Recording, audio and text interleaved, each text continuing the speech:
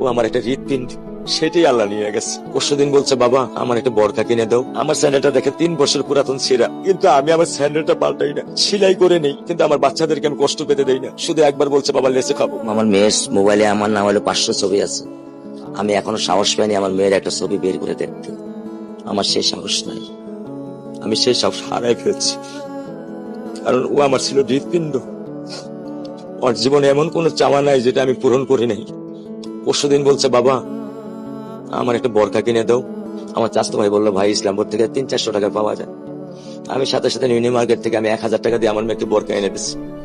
আমি দরিদ্র, ভাঙা বাসায় থাকি, কিন্তু আমার সন্তানদেরকে আমি কখনোই দারিদ্রতার স্বাদ পেতে দেইনি। দারিদ্রতার স্বাদ পেতে দেইনি। আমার বড় মেয়েকে এখন আমি সেলোরার থেকে জামা কিনে দিই। আমার স্যান্ডেলটা দেখেন 3 বছর পুরাতন ছেঁড়া, কিন্তু আমি আমার স্যান্ডেলটা পাল্টাই না, সেলাই করে নেই, কিন্তু আমার বাচ্চাদেরকে আমি কষ্ট পেতে দেই না। শুধু একবার বলছে, বাবা লেসে খাবো। আমি 1 মিনিটও দেরি করিনি, 1 মিনিটও আমি দেরি করিনি। ও আমার একটা হৃৎপিণ্ড, সেটাই আল্লাহ নিয়ে গেছে। আলহামদুলিল্লাহ, শুকরিয়া, আল্লাহ দিছে, আল্লাহ নিয়ে গেছে। আমার কোনো কষ্ট নেই। আমি তো চাইলে পারতাম না, অনেক দম্পতি আছে যাদের সন্তান নেই।